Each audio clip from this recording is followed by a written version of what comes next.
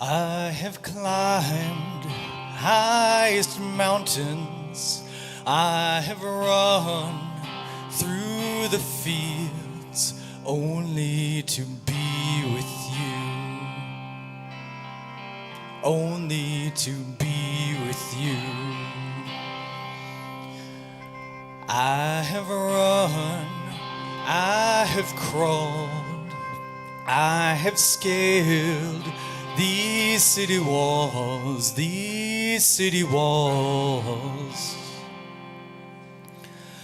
only to be with you, but I still haven't found what I'm looking for. But I still haven't found what I'm looking for.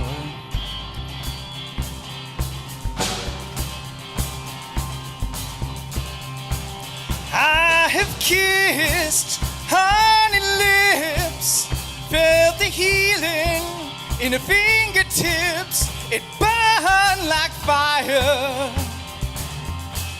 this burning desire.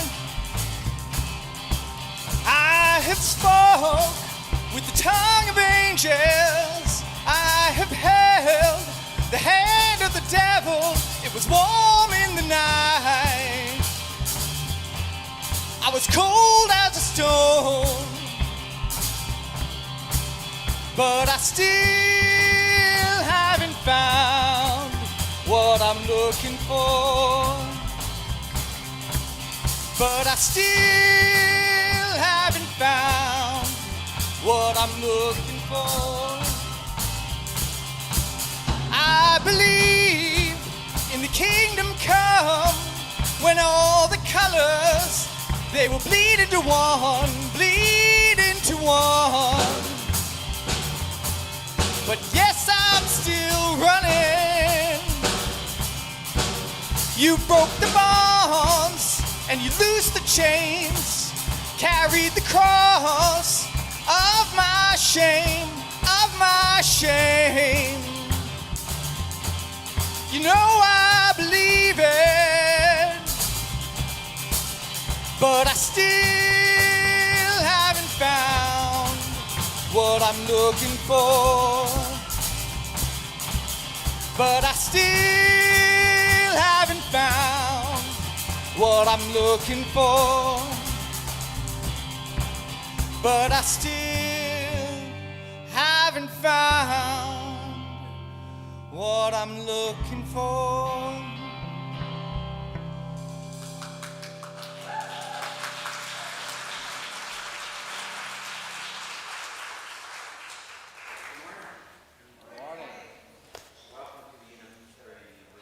Church of Arlington. We as a congregation that welcome all people, people of all backgrounds, races, genders, sexual orientations, disabilities, and abilities, both seen and unseen. At UCA, we encourage people to come for community, find inspiration, and live purpose together. My name is Jim Finley, and I'm a new member of the Board of Trustees.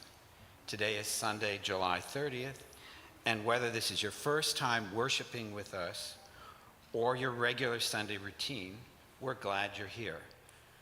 I hope that worship this morning will help to calm our uneasy minds after a rough week recently passed, and that the challenges we have endured will help us to cope, and we will be recharged here today.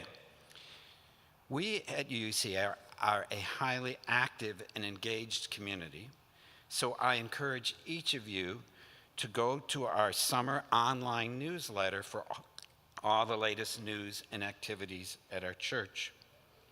Today at UCA, we will continue with our Six Sources summer series, exploring the sources of our living tradition. These can be found in our Connections newsletter, online, and on the church website.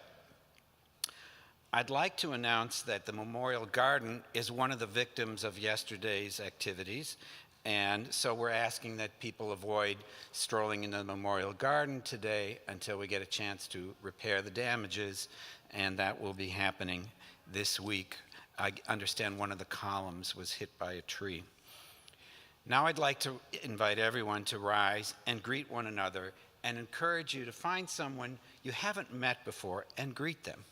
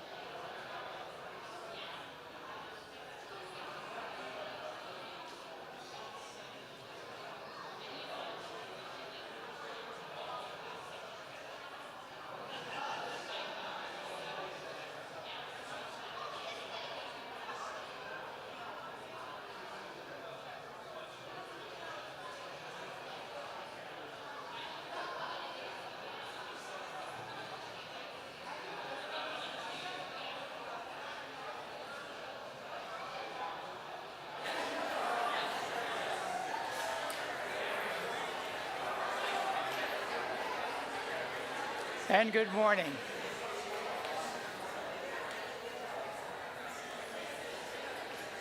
Good morning. So nice to meet everybody.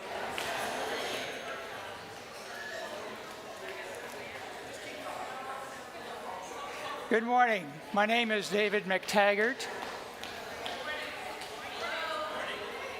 Good morning. Here we go. Can you hear my voice? I call us to worship this morning with words by Susan Milnor.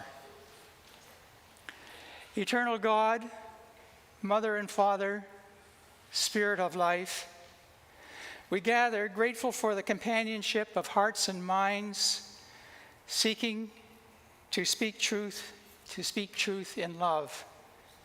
We gather grateful for our heritage, for the women and men before us whose prophetic words and deeds made possible our dreams and our insight.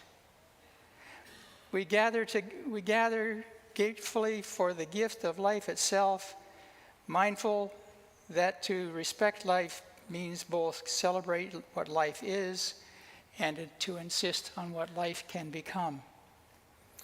Come, let us worship together.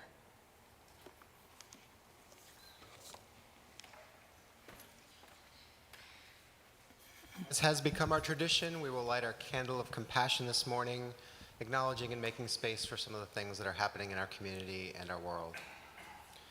And first, we hold in our hearts, sending good wishes and prayers to Peter Verchinsky, Amanda's husband, as he recovers from his fall this week.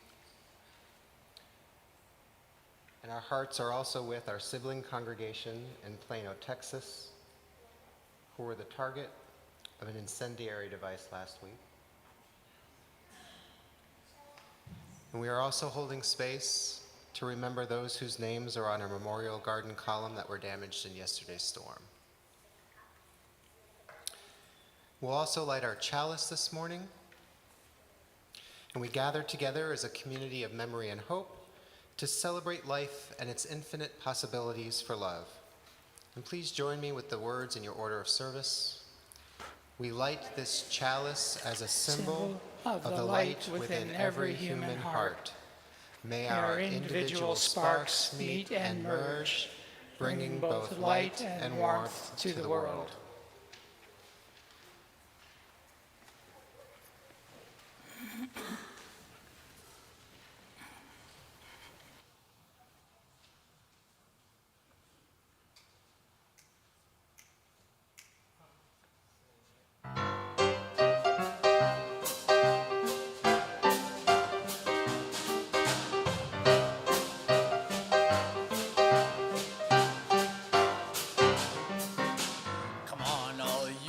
Workers, good news to you I'll tell of how the good old union has come in here to dwell. Which side are you on, boys? Which side are you on? Sing it! Which side are you on, yours? Which side are you on? Don't scab for the bosses, don't listen to their lies. Us poor folks haven't got a chance unless we organize. Which side are you on, y'all? Which side are you on? Tell me!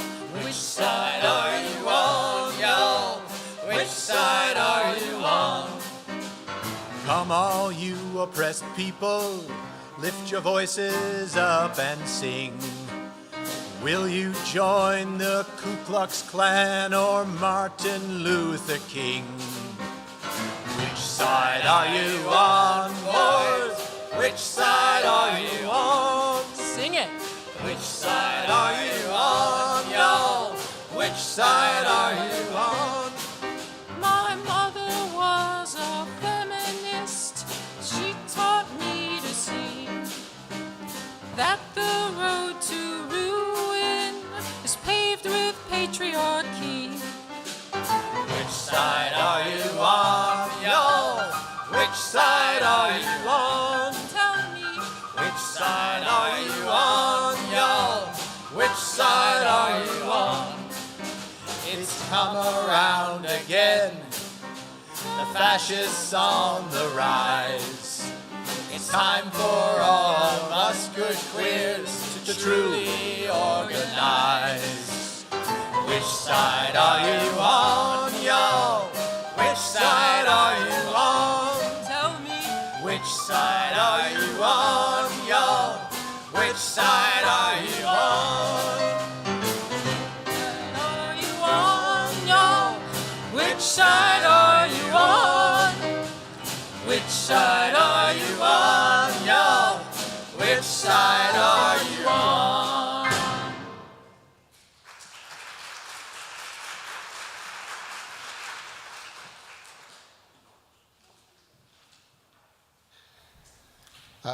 Thank you to our guest musicians this morning who bring some really special energy in. I love that. And to our dancers down here, which is wonderful. I love when people move their bodies, so I have some gratitude for that. I'd like to invite now Emily Gilkinson to come up and share our wisdom lesson. And also any young folks, you're welcome to bring your parent or adult up to the chancel. And any young at heart who would like to join us also on the chancel are welcome.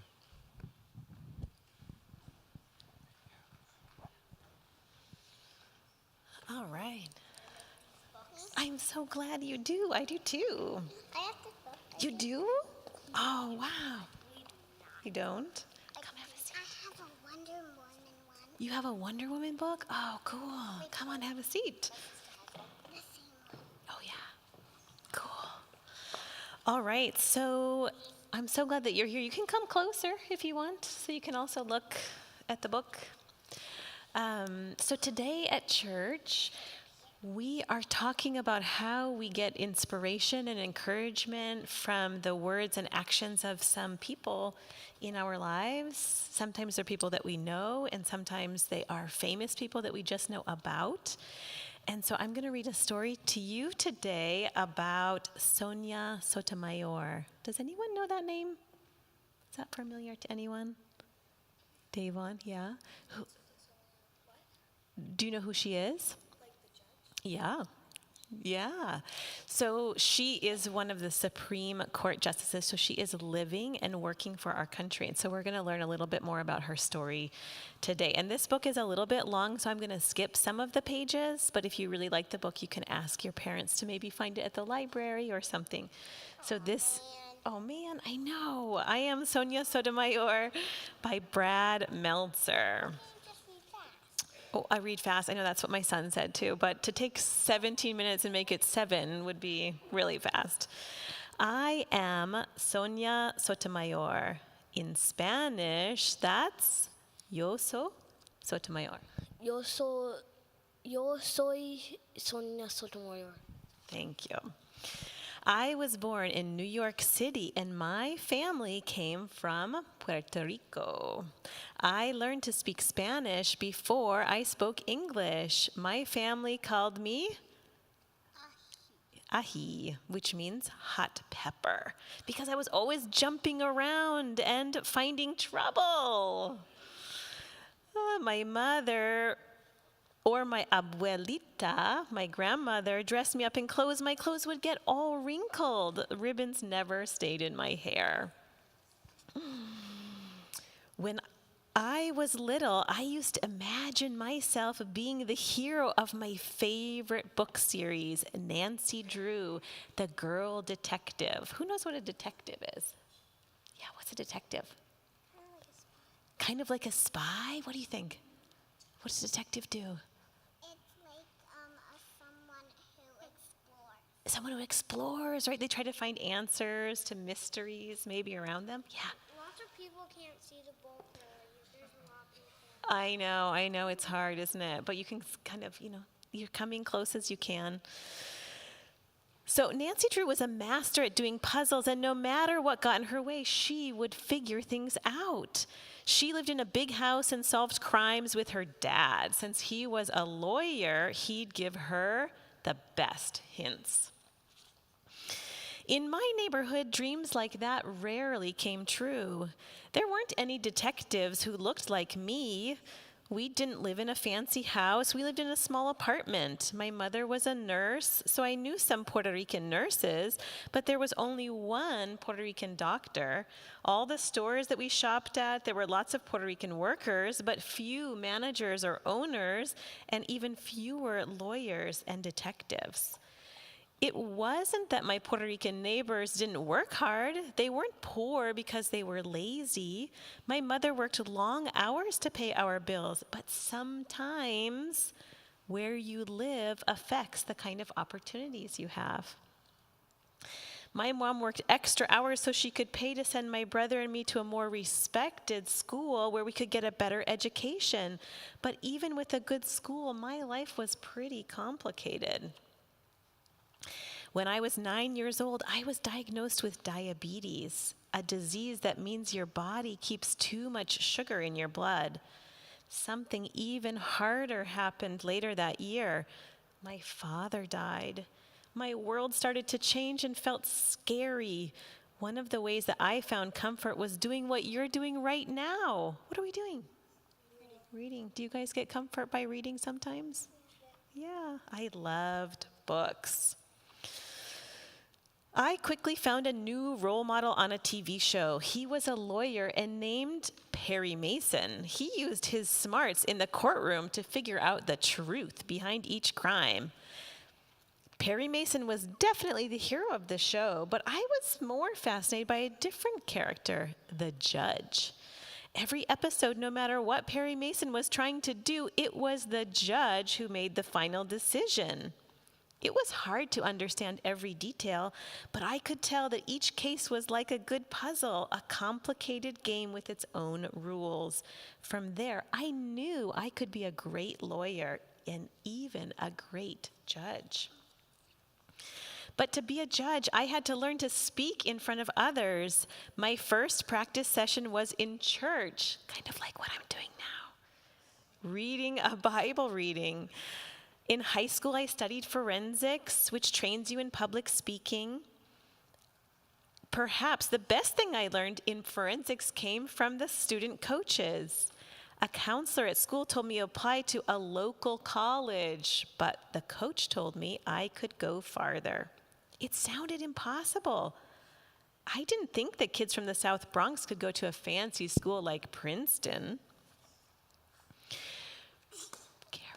Princeton seemed like a different planet. Most of the kids came from wealthy neighborhoods and fancy schools. They were used to doing skiing trips, tennis lessons, and vacations in Europe. I'd hardly ever left the Bronx. That first week in college, I couldn't sleep because I heard a cricket in my room. In New York, we didn't even have trees outside our windows. Even though I got really homesick, I found that books made me feel better. During my time at Princeton, I did so well that they invited me to join an honor society that recognizes top students. I'd never heard of any of the awards that they gave me. I won the most prestigious awards a Princeton senior can win. To some people, athletes or astronauts are heroes. To me, the best action hero was a lawyer. That's what I wanted to be.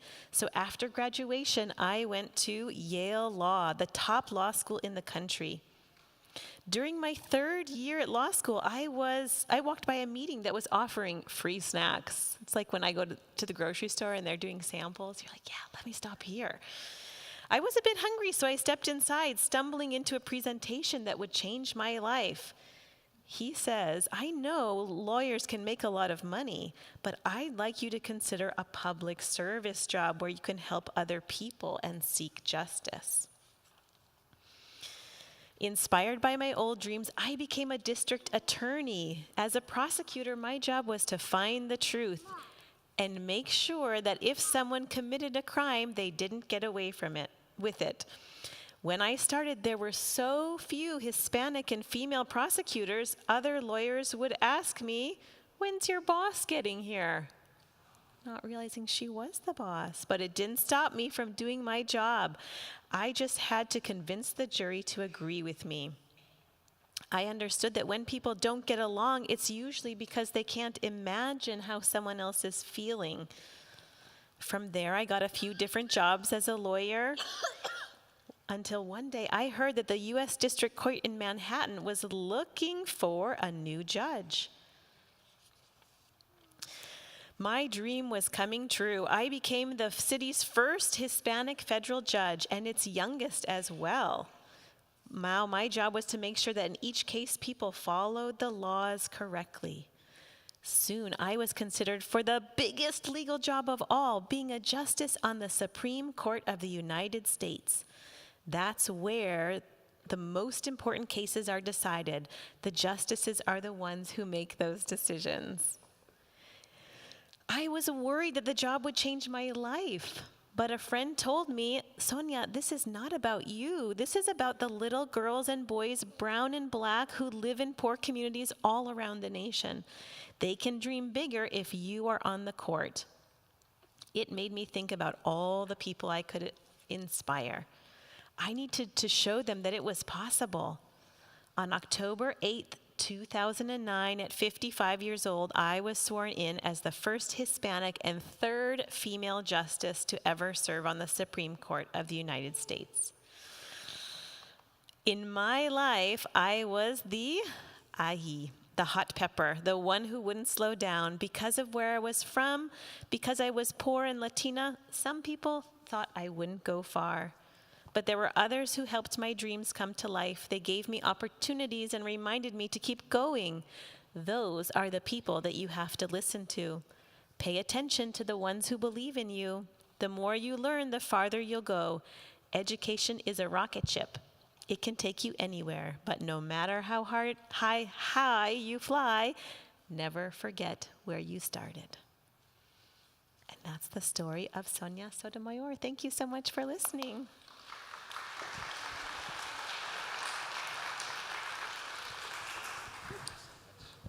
Thank you, Emily.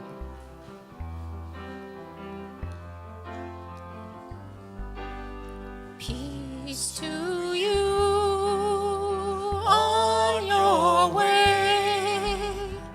May you grow in love each day, meeting new friends and opening your mind to the wonders of the world you will find, to the wonders of the world you will find.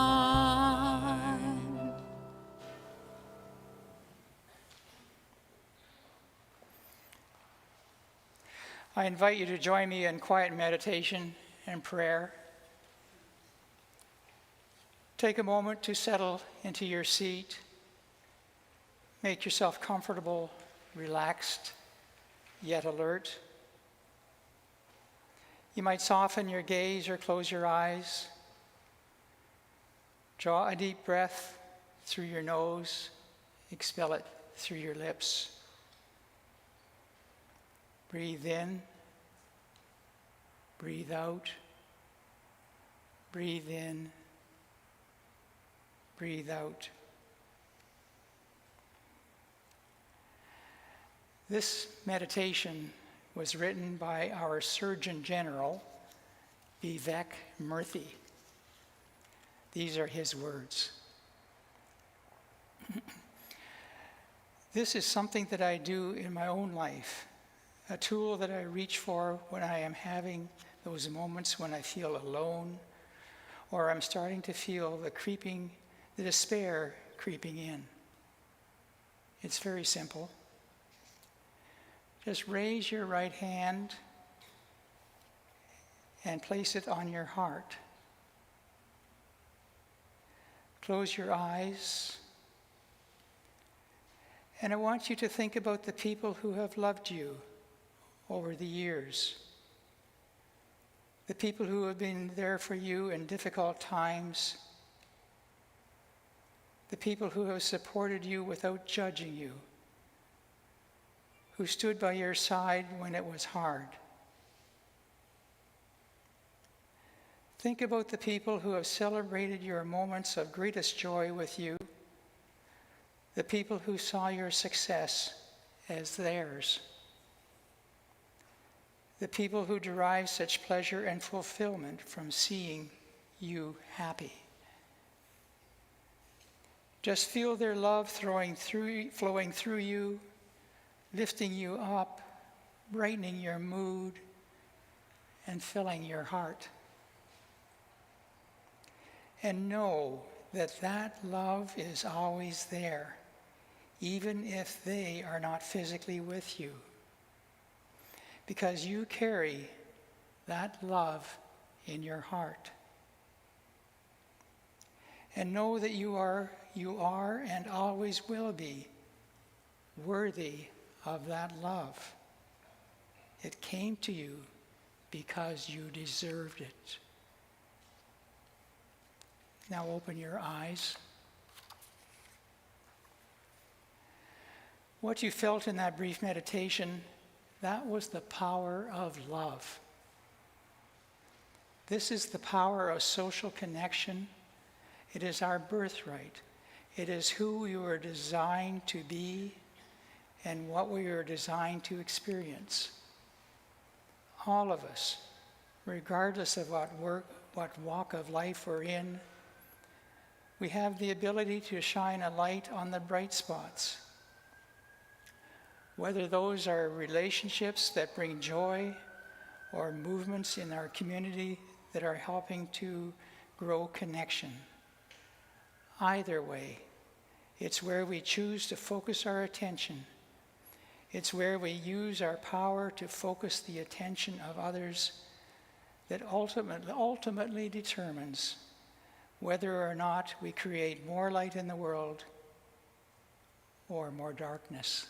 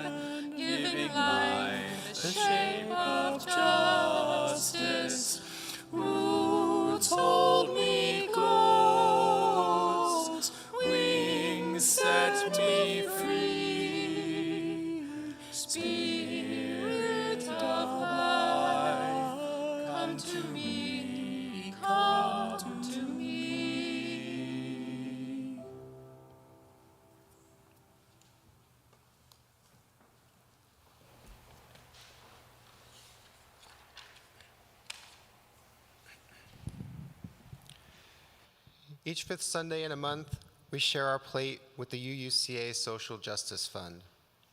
This fund covers special appeals for support, emergency relief, and sometimes building use for social justice and interfaith groups that we support in the wider community.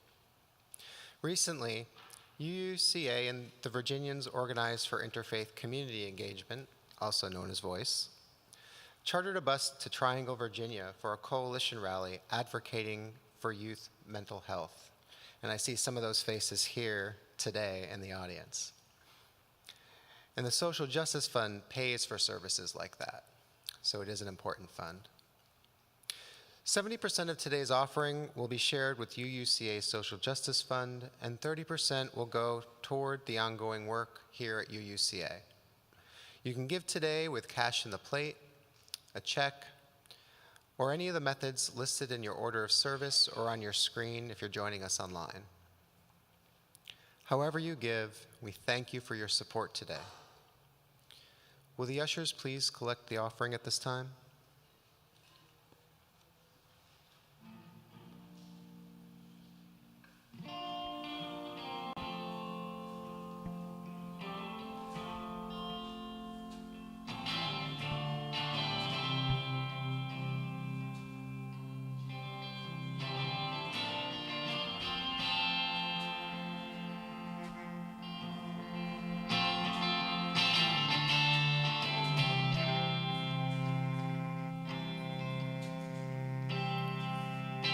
Man walking down the railroad tracks, going someplace there's no going back. Highway patrol choppers coming up over the ridge. Hot soup on a campfire under the bridge. Shelter line stretching around the corner.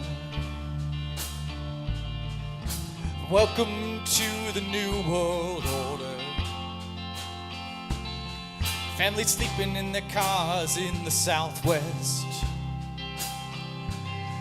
No home, no job, no peace, no rest. The highway is alive tonight, but nobody's kidding nobody about where it goes. I'm sitting down here in the campfire light, searching for the ghost of Tom Joad. He pulls a prayer book out of his sleeping bag. Preacher lights up a bud and takes a drag, waiting for when the last shall be first and the first shall be last. In a cardboard box neath the underpass, got a one-way ticket to the promised land. You got a hole in your belly and a gun in your hand, sleeping on a pillow of solid rock, bathing in the city aqueduct. The highway is alive tonight, and where it's headed everybody knows. I'm sitting down here in the campfire light, waiting on the ghost of Tom Joad.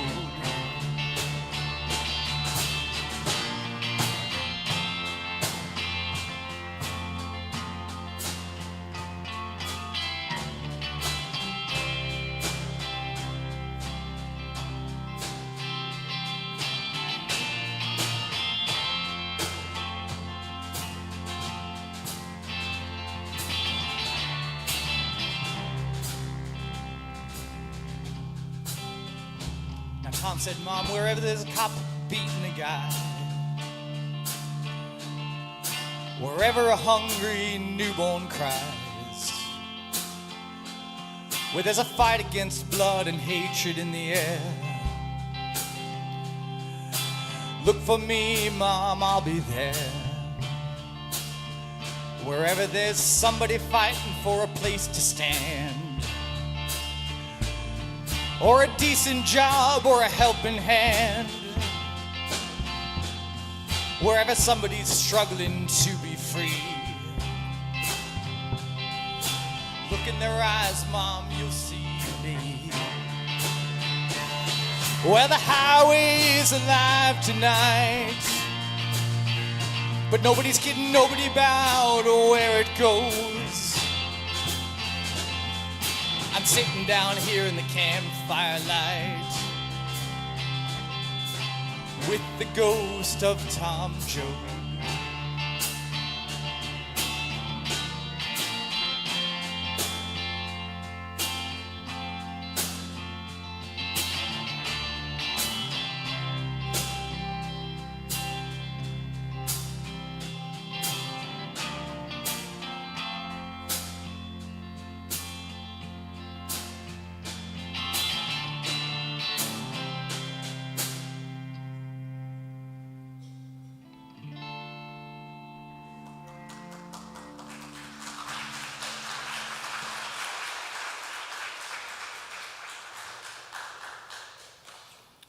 Would the other ushers please come forward at this time? Thank you all. That's a big song for me. I appreciate it.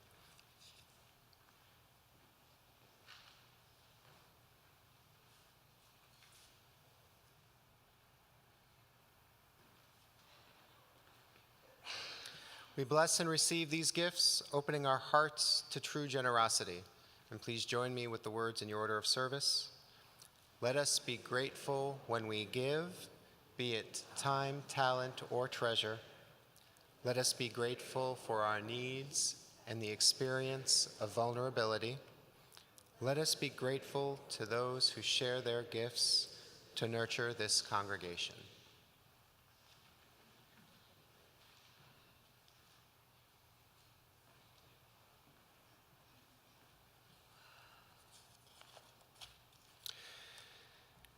Today is the fourth Sunday of our Six Sources Summer Series, where we're exploring the source of each source of our living tradition of Unitarian Universalism.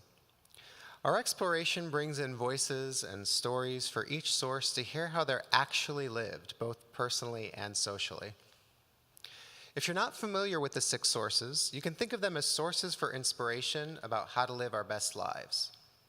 And briefly, the sources are the sense of wonder that we all share, prophetic people from long ago and today, people whose lives remind us to be kind and fair, the ethical and spiritual wisdom of the world's religions, Christian and Jewish teachings which tell us to love all others as we love ourselves, humanist teachings that rely upon reason and the discoveries of science, and the harmony of nature and the sacred circle of life. This morning, we're exploring prophetic people from long ago and today. And the full text of the source reads, "Words and deeds of prophetic people which challenge us to confront powers and structures of evil with justice, compassion, and the transforming power of love." And David will open our exploration today with a reading.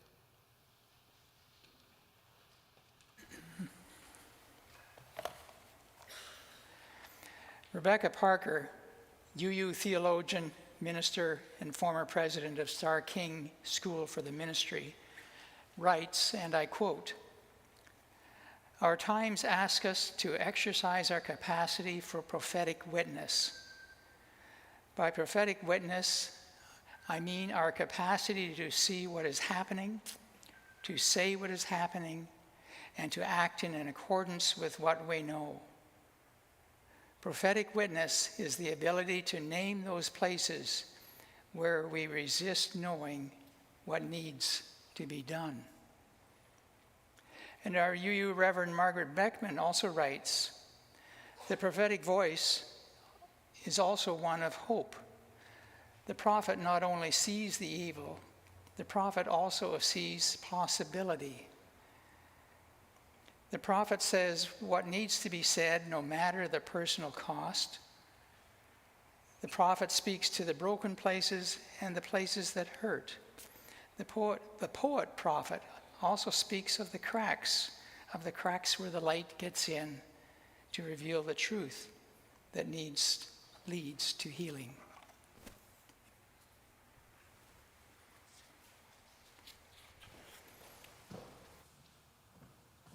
Please rise and bow to your spirit as you're willing and able, and turn to 1021 in your teal hymnal, We're going to sing verses 1 and 2 with the chorus in between, and then we'll go on to the end.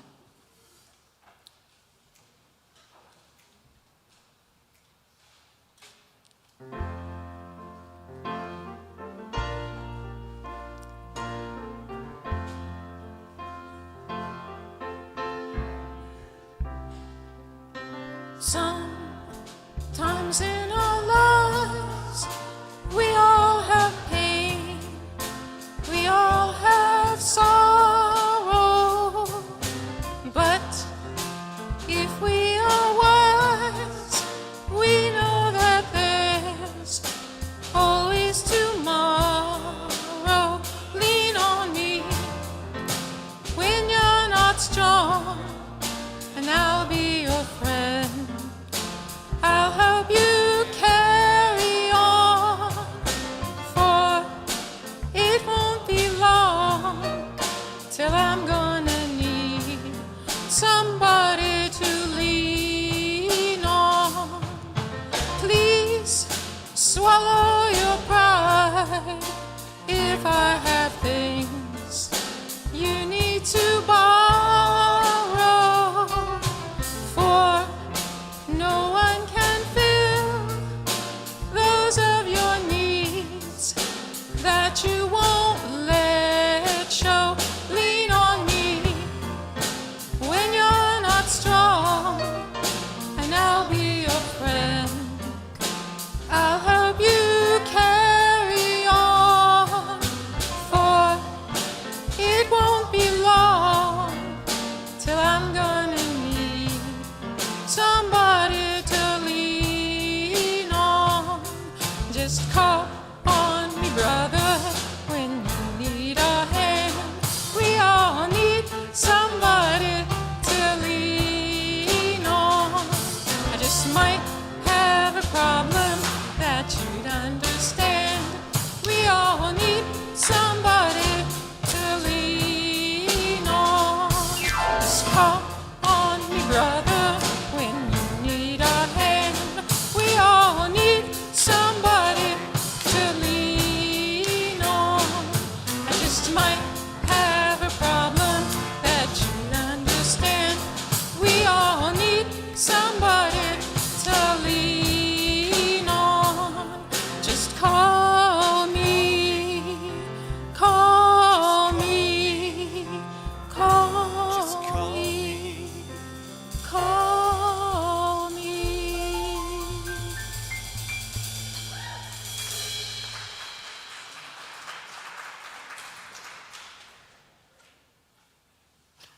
So, good morning. David asked if I would share with you today prophetic sources that are important to my spiritual practice. So my first reaction was, I'm probably not the right person to do that because I really don't look at prophets. And thinking those Old Testament prophets. And he suggested, well, take a look at that wording of the source and then get back to me. So I did. So those words and deeds of prophetic people which challenge us to confront powers and structures of evil with justice, compassion, and the transforming power of love. So those words and deeds of prophetic people have been a significant support for my spiritual practice, and so I'm here this morning. I describe my spiritual practice as secular humanism informed by Buddhism. I am a lifelong UU who has been doing social justice work in one way or another for most of my life. For me, social justice work and spirituality are not distinct. They are the same. They're two sides of the same coin. They nurture and support each other. I am inspired by the words and deeds of people whose love, compassion, wisdom, and creativity burn so bright, I am stopped in my tracks and I wonder, how can they do that? They come from a wide range of spiritual practices. But today I'll mention two, Martin Luther King Jr. and Thich Nhat Hanh, the Buddhist monk and peace activist during the Vietnam War, who was nominated for the Nobel Peace Prize by Martin Luther King Jr. I'll mention three ways my practice has been supported by these prophets. First, learning how they lived with suffering, how they transformed suffering into compassionate action, and how they grounded that action in love. So suffering in the world is so pervasive, it can seem overwhelming and paralyzing. My prophets are often shaped by great suffering and oppression, both in their own lives and in their communities, caused by racism, misogyny, economic inequality, and more. And yet, they are able to deeply see and deeply hear suffering and have the ability to use it for personal growth and compassionate action. How is that possible? Well, Thich Nhat Hanh said, mindfulness is the best way to be with our suffering without being overwhelmed by it. Mindfulness is the capacity to dwell in the present moment, to know what's happening in the here and now. And he advised, find ways to be with those who are suffering by all means, including personal contact, visits, images, sounds. By such means, awaken yourself and others to the reality of suffering in the world. So he's talking about looking not only at the suffering of others, but also our own suffering and our own reactivity to suffering. Well, now that's a challenge. My prophets transformed the tension created by suffering into positive action. Martin Luther King said, as my sufferings mounted, I soon realized that there were two ways in which I could respond to my situation, either to react with bitterness or seek to transform the suffering into a creative force. He said, I decided to follow the latter course. For Thich Nhat Hanh, compassion naturally arises from and is nourished by suffering. Compassion for him is not to be confused with pity or self-righteousness. Compassion was not passivity or weakness. It was an immediate need to intervene and actively engage to help reduce suffering, to take concrete action. He believed courage arises out of compassion, as well as joy from taking action to help reduce suffering. Joy from taking action.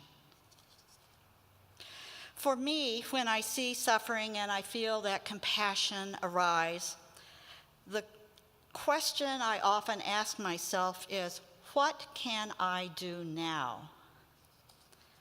I believe to realize a compassionate, just society, compassion and justice must be built upon millions of individual actions that are fueled by informed awareness and deep empathy. Compassionate actions can take many forms, large and small. At UUCA, it might look like mobilizing voters for a consequential election, providing food for our hungry neighbors, advocating for just laws with UUs for Social Justice or Voice, supporting peace camp, taking actions to address the climate crisis, and more. At other times, the most effective, compassionate action may be simply sitting in silence, holding the hand of someone who has suffered incalculable loss. For my prophets, how they engage in social justice work is as important as what they do. They speak of a profound, pervasive love that encompasses all beings, self, the oppressed, and the oppressor. They might call it agape love or loving kindness. Thich Nhat Hanh said, "When you look deeply into your anger, you will see that the person you call your enemy is also suffering. As soon as you see that, the capacity of accepting and having compassion for them is there." And Martin Luther King said, "We will meet your physical force with soul force. Do to us what you will, and we will still love you. Bomb our homes and threaten our children." And that was actually happening at the time he said this. And he said, "And as difficult as it is, we will still love you." Wow, talk about a challenge. So, yes, David, there are words and deeds of prophetic people which challenge me to confront injustice with compassion and the transforming power of love.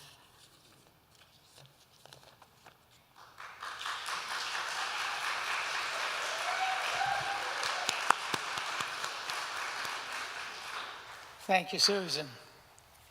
Thank you. Soul Matters, as you may know, are the people behind the monthly reading packet that many of us reflect upon in our covenant groups. Soul Matters asks, what does it mean to be a community of prophecy? Prophets are stereotypically known for their condemnation. Images of angry bearded men shouting and predicting God's judgment come to mind. But for Unitarian Universalists, the prophetic voice has always been less about shouting "you're evil" and more about pointing out we're all asleep. The prophetic message for us is not so much repent, but wake up. To say that we are in turbulent times is an understatement. Political deadlock, global warming, racism, guns, etc. They are but a short list of the crises that demand our attention, that call upon us to wake up. We need prophetic communities now more than ever. As Rebecca Parker says, we need the circles of brave and bold people who are willing to see what is happening, to say what is happening, and to act in accordance of what they know. Which means being a community of prophecy is not just about helping people wake up to each other's frailties and fears. There's also the matter of waking up and being wide-eyed about the need for resistance. Most of the time, holy work is about finding common ground among differing worldviews, but sometimes holy work is also about prophetic judgment and knowing when some views need to be opposed. So many concerns, so many people who need us to do so. Sleep is no longer a luxury. In the end, maybe that is the most prophetic message of all.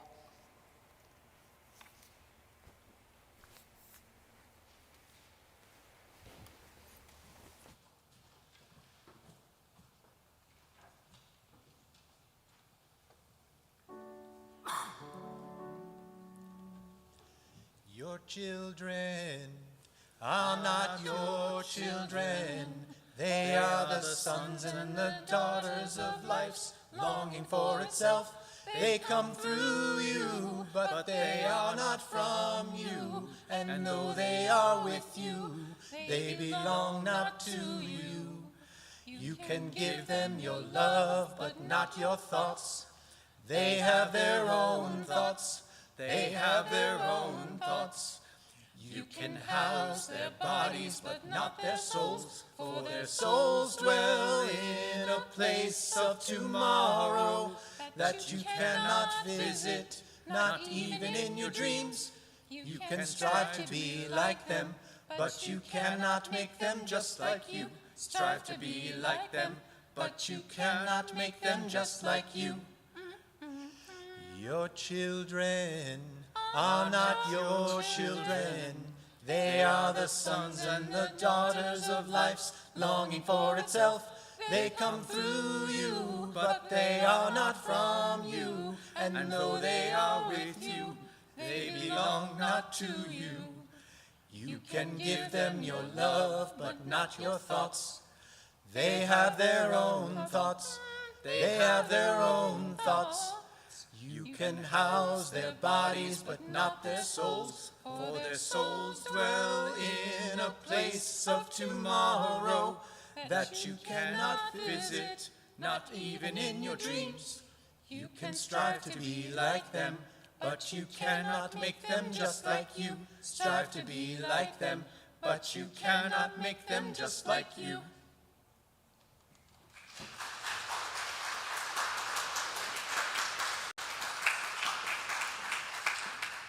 That song. Good morning. Have you ever received an email request that stops you cold? Something that causes your mind to rebel? Oh, that's too hard, it says. I can't possibly do that, it says. You need someone else, it says. And even while you resist, you perceive understanding brewing. You realize what's hard is putting into words what you've always known and understood. It's the request that gels your thoughts. So it was with Greg's request to speak about prophetic people in my life. In my mind, prophetic people are those among us who guide us in the present to be ready for the future. Maybe they see the future, maybe they create the future, but they know we need something else to grow into that future. They see the yawning gulf between where we are and where we could be. Who are the present-day bodhisattva? Those enlightened few who reach back to bring us forward. Often these people seem powerless, even while they challenge the reigning power or the widely accepted truth to usher us into that future. And the reason my mind rebelled against Greg's request is that prophetic people do not wear signs or placards. I had to put words to the slowly dawning realization that prophetic people may not even know that they are such. They move through this world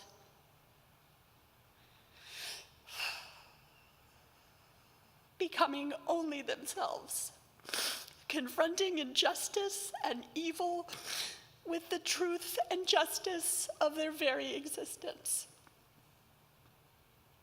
As a pediatrician, I am lucky to be surrounded by prophetic people. They are the preteens and the teens, not the ones who seem to have it all figured out, but the ones who are every day working toward becoming their own unique and authentic selves. They are the ones who do not see themselves in the paths that past generations have left open and easy as our forebears stumbled and marched through, but they are having to create and find new paths.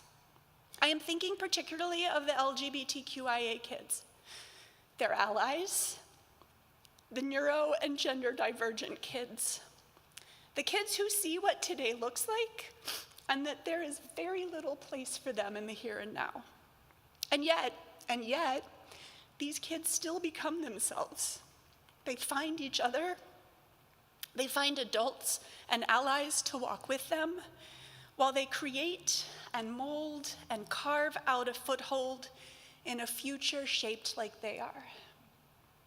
I remember first meeting these bodhisattva as a new AL facilitator during an LGBTQIA panel, which included a trans kid. I was blown away by how much the 8th graders already knew and accepted, and how extraordinary and simultaneously ordinary the trans person seemed to me.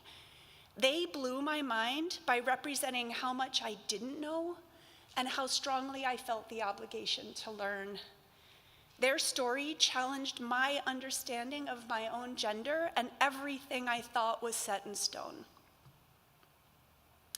These are kids who demand to use an appropriate bathroom, who insist on being referred to politely with correct pronouns and chosen names, who wish to wear defining clothes even if such acts are dangerous or defiant in the eyes of those who rule this reality.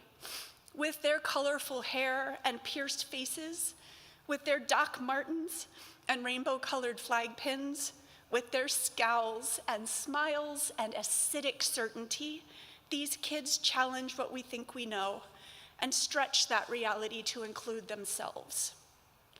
They stand in the streaming, blasting steam of culture war rhetoric and anti-them laws and threats against their health care and their very existence.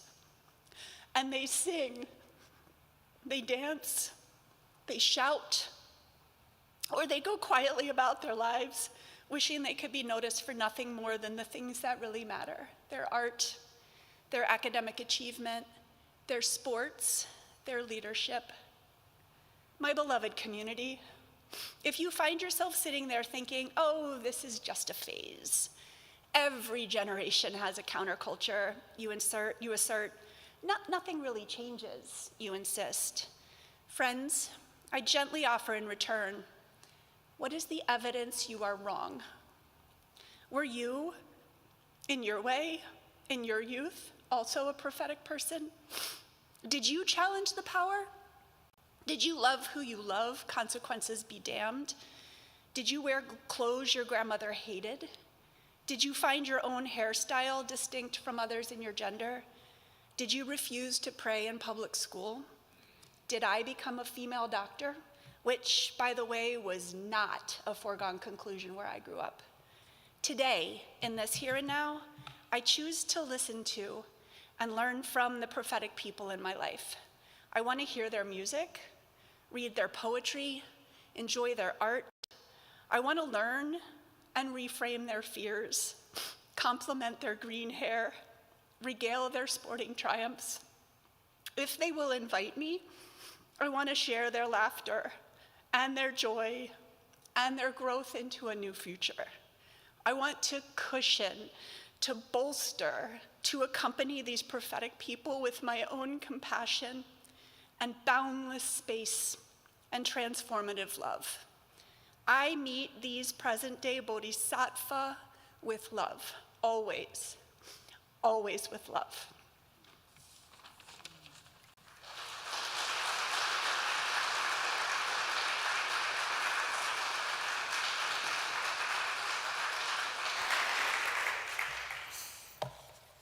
Thank you, Amy.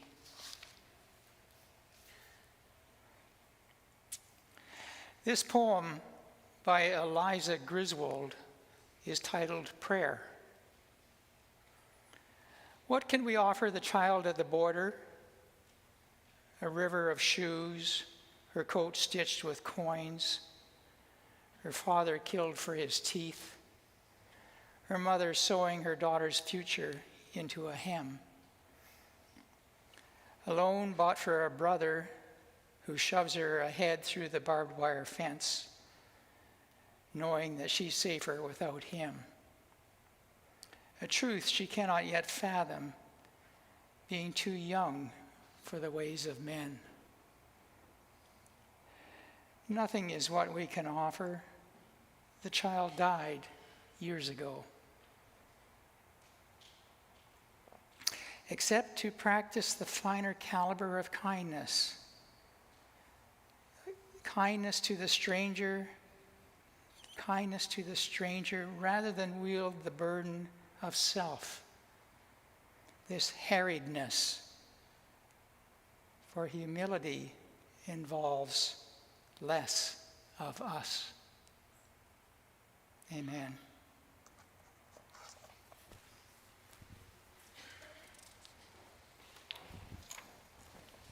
As you're willing and able, please turn in your teal hymnals to number 1024, When the Spirit Says Do. We're going to do 3 verses. The first one is do, second one is shout, third one is laugh. Laugh.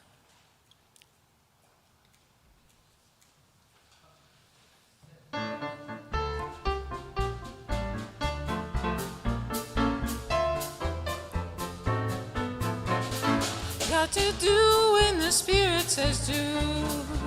You got to do when the Spirit says do. When the Spirit says do, you got to do, oh Lord. You got to do when the Spirit says do. Spirit says do. Spirit says do. Spirit says do. Spirit says do. Spirit says do. Spirit says do. You got to shout when the Spirit says shout. You got to shout when the Spirit says shout. When the Spirit says shout, you gotta shout, oh Lord. You gotta shout when the Spirit says shout. Spirit says shout. Spirit says shout. Spirit says shout. Spirit says shout. Spirit says shout. Spirit says shout. You got to laugh when the Spirit says laugh. You got to laugh when the Spirit says laugh. When the Spirit says laugh, you gotta laugh, oh Lord. You gotta laugh when the Spirit says laugh. Spirit says laugh. Spirit says laugh. Spirit says laugh. Spirit says laugh. Spirit says laugh. Spirit says laugh.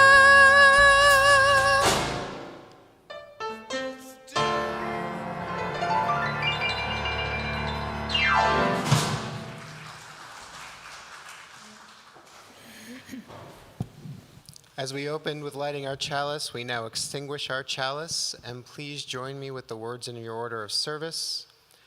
We extinguish this chalice, but not the light and warmth it represents. These we carry with us, bringing our sparks of love to the world.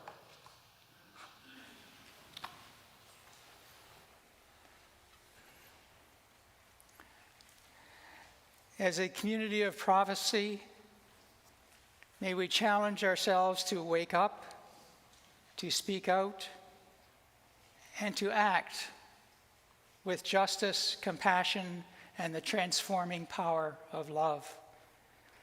May we hold our hand to our heart and know that we are and always will be worthy of love.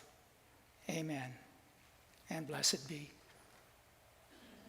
Postlude is a hymn. You can go ahead and sing it with us if you'd like. It's hymn number 1028 in your teal hymnal. We're going to sing verses 1 and 2.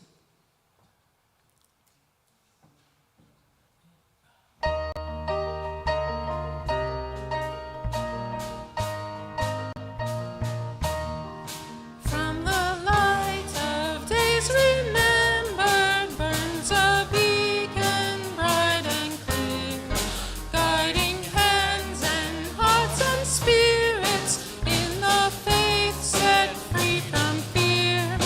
When the fire of commitment sets our